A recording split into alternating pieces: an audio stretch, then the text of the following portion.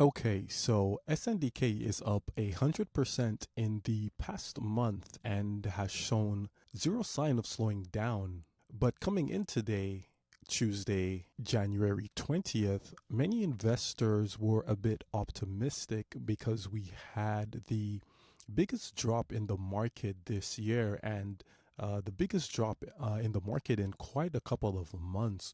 Because if we look at the S&P 500, we can see that we opened with a gap down. And not only did we open with a gap down, we continued lower. And this pullback was felt because many other stocks came down with it as well. I believe Nvidia was down today, gapping down and continuing lower, giving us a massive and pretty solid red day. A lot of other names didn't do too well. Tesla also gapping down and continuing lower with a solid red bar. And Tesla is already below its moving averages, so it's already not looking great. Some other things not performing well. Apple with a really strong red candle here. Hold on, I think this might be, here we go, AAPL. There we go. So a pretty strong, solid red day on a lot of names. So lots of red names, but what did SNDK do? It gave us a very strong green bar candle with an increase in volume. So those who were coming in today expecting that we will finally get a pullback in memory stocks like SNDK or MU. SNDK isn't the only one, by the way. We also have MU, which is also very strong. But even then, SNDK closed with a topping candle, kind of pushing in. But all in all, you could definitely see that the strength is absolutely still there. And it didn't really follow the general market at all, throwing some water to the flames of those who have been begging for a pullback in SNDK to any reasonable key level, be it the moving averages, any of the moving averages, or a key level of support that can provide a good level of risk reward to provide an entry, but we're simply just not getting it. So SNDK, I believe, is going to be one of the top stocks of 2026, or it already is one of the top stocks of 2026, and I think that will continue.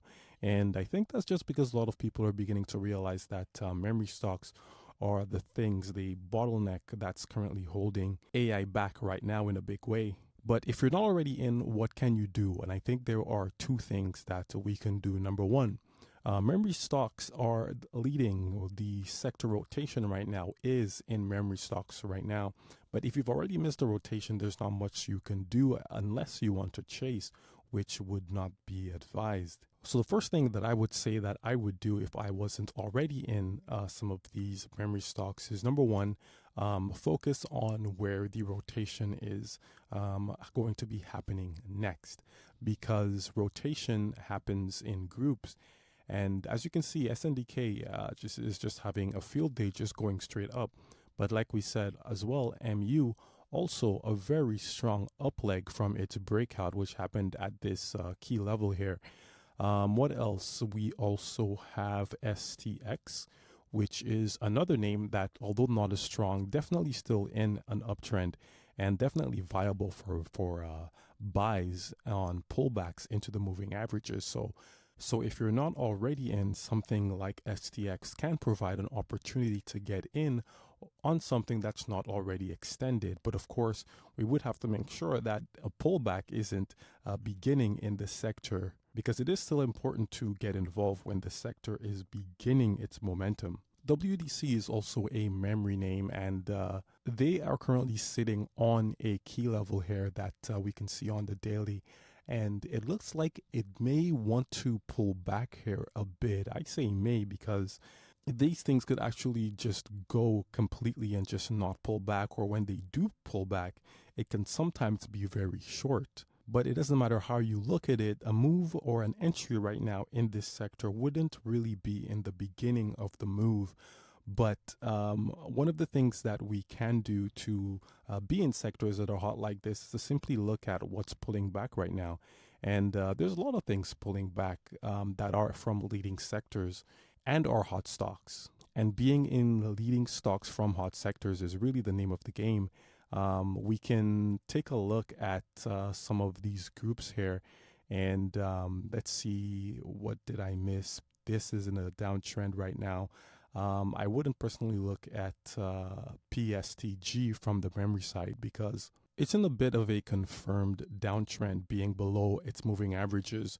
But I am just keeping an eye on it just to see if it will eventually give us that push. SIMO looking pretty nice. We're having a bit of a high tight flag here, and that looks really nice. We're getting really tight here, and that could provide a really nice opportunity to go and push with volume.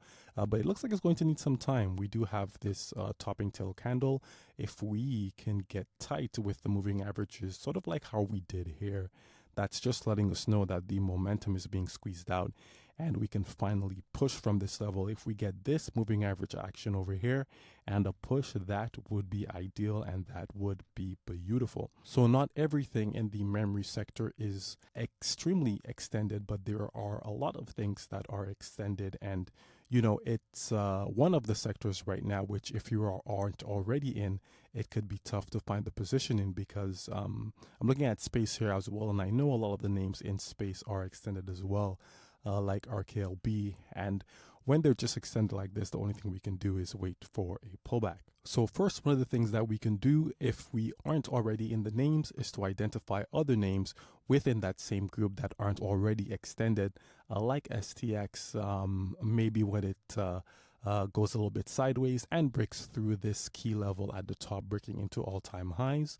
WDC as well is also nimbling around this level too, but a pullback into these moving averages would be ideal as well. You can see that every time we get the pullback into the moving averages and we get the swing out of there, it definitely creates a bigger move. But of course, there are other sectors as well, and stuff like semiconductors are hot, and although they're pulling back, they can be that next sector that actually ends up going. Satellite names are also very hot, and we can see that a few of them are actually extended and some are pulling back as well.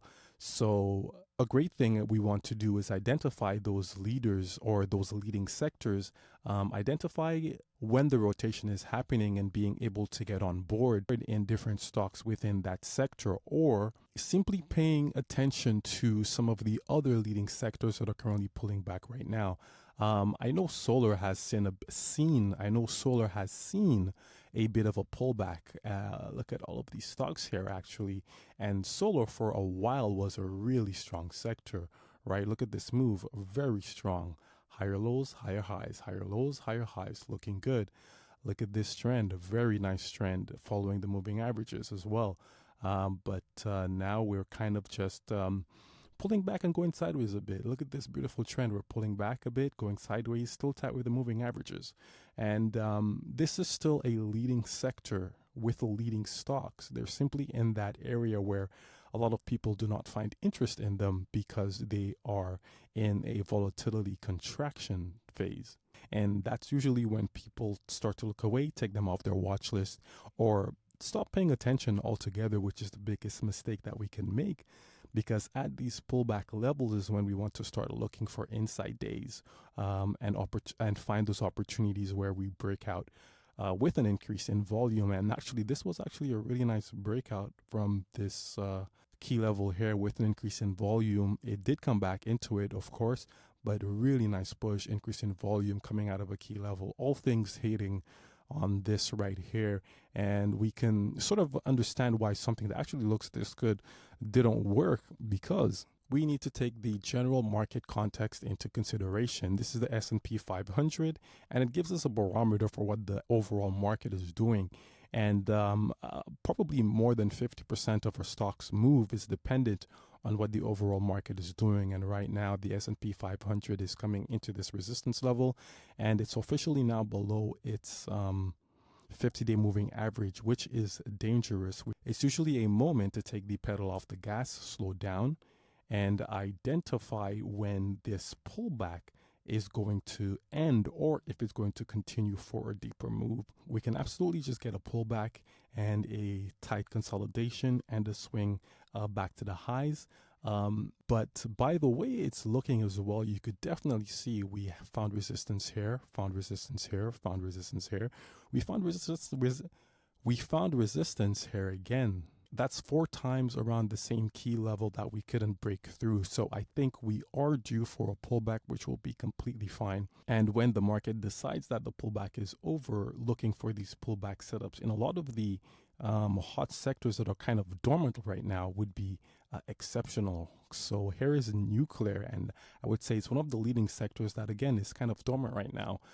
We have a lot of pullbacks, a lot of things under their moving averages, and when they're below their or they're when they are below their moving averages, we do not want to pay attention to them, not that much at least, until they get above those moving averages. So there's a lot of hot stocks from hot sectors that are simply not being paid attention to right now, but it's important that we continue to focus on them because once they decide that it's time to break out, you might only notice them when they're vastly extended.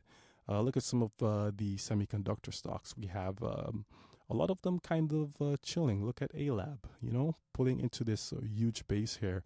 That's going to be nice, and it will make it to all-time highs. For sure, it's more of a matter of when and not a matter of if. We have some names doing well, pushing through, and we have some names pulling back. AVGO, it was a monster past couple of years. So we do have these opportunities that are still available. We just need to identify them and get ready for the swing when the market decides what sector is going to be leading the way after the pullback. Which one of these sectors will it be? Well, we don't know, but we do know for sure right now that data storage and memory stocks are one of the hottest right now, obviously along with some others as well as aerospace and defense, precious metals, and so on. We'll be keeping a track on these, so go ahead and subscribe and like the video if you liked it, and we'll have more videos coming up on staying in tune with where the rotation is happening. Take care, everybody.